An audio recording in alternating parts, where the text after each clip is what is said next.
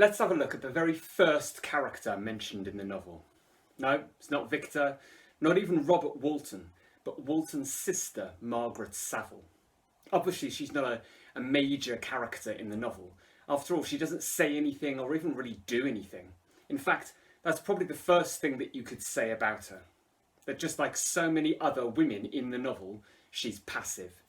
Look at Justine, Elizabeth, and Safie. Justine is described in a stereotypical light as virtuous, vulnerable, innocent, and selfless. Elizabeth also in many ways is portrayed as pure, docile, beautiful, and maternal. Both, of course, are ultimately passive victims of male-generated injustice or brutality. What about Safie? Well, on the one hand, she appears to be refreshingly different in her rejections of the submissive, limiting role that she's escaped in embracing Christian rather than Arabian culture, as portrayed by Shelley. On the other hand, if her name has been chosen to signify anything, it could be seen to reflect traditionally feminine qualities. The Arabic male name Safi means pure, and the name Sophie comes from the Greek meaning wisdom, purity and wisdom. Her first role in the novel, like so many of her fellow female characters, is a functional one within the novel to fulfill a purpose in driving forward the male-centred narrative. She receives instructions, she listens, and she's taught as the creature overhears and develops his language skills as a result. To be what Stephanie S. Haddad calls in Women and the Submissive Sex in Mary Shelley's Frankenstein, a means to his educational end, becoming yet another passive action-channeling female character. If Justine, Elizabeth, Safie and Margaret are passive, well then Margaret is the most passive of them all. Silent, unseen and undeveloped. She serves a vital function though, of course, in that it's to her that Robert writes. The whole convoluted frame narrative structure of the novel depends on Walton writing to his sister so that we as readers can hear what Victor recounts to Walton. Jessica Allen Hansen is one critic who argues that the lack of information we get about Saville could itself be significant and a deliberate choice on Shelley's part. She argues that Shelley deliberately withholds information about Margaret to make us do the work. She links the destruction of the female monster later in the novel to the way the reader creates the character of Margaret in their mind, by filling the sizable gaps in what little we do learn about her in Walton's narrative. Stick with me and listen to this. She argues that Margaret's lack of characterization becomes more powerful than her physical presence could have been. We are forced to create her might have been for ourselves. A truly writerly experience, she says, where highly significant parts of the linear narrative are not merely narrated, but are nevertheless a part of the novel's matrix of meaning. In that sense, we do what Victor could not bring himself to do. We, as readers, she's saying, create a woman. So, what do we actually discover about Margaret? Well, one of the first things we discover is that she viewed her brother Robert's travels to the Arctic with evil forebodings. The implication is that she disapproves of her brother's travels to such potentially dangerous locations. In the third letter he writes, "Be assured that for my own sake as well as yours I will not rashly encounter danger. I will be cool, persevering and prudent."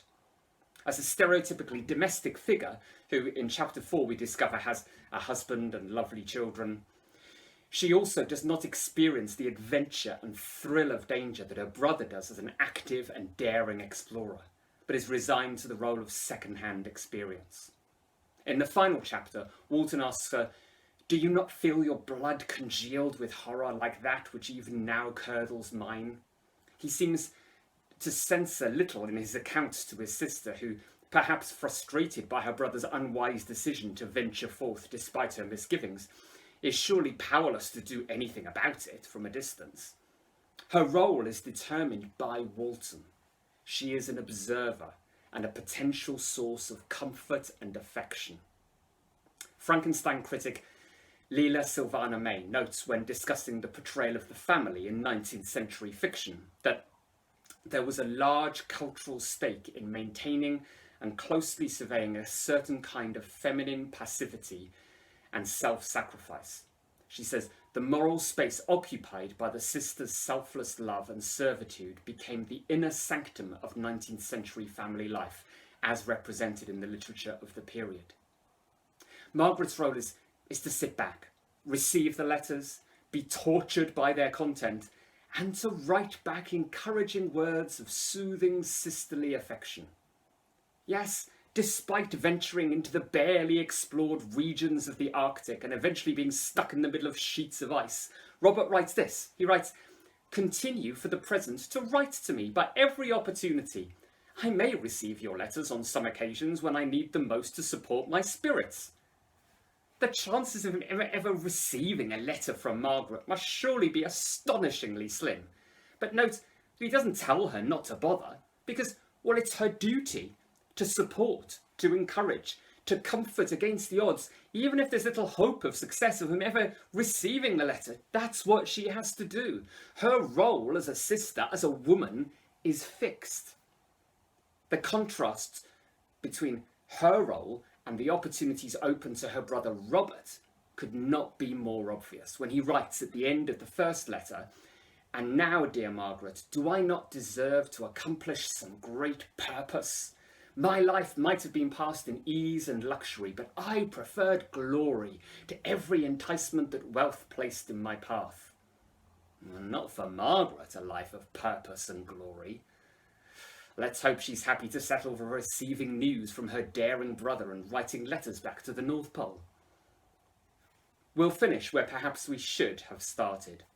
Is Margaret, in fact, a character at all?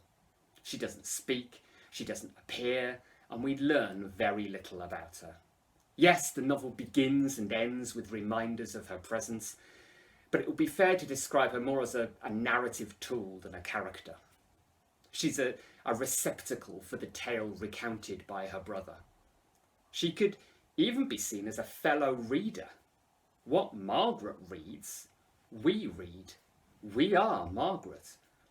Perhaps our inclusion as readers into the narrative in this way could be seen to add a degree of authenticity to an otherwise scarcely believable tale of monsters and body parts, fantasy and horror.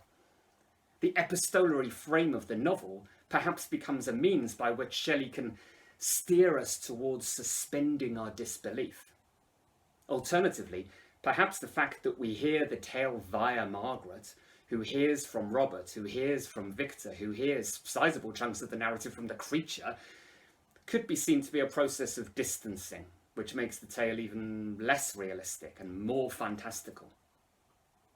If you found that useful, please like it, subscribe to English Gorillas, and buy this guide, The English Gorillas Guide to Frankenstein, on Amazon.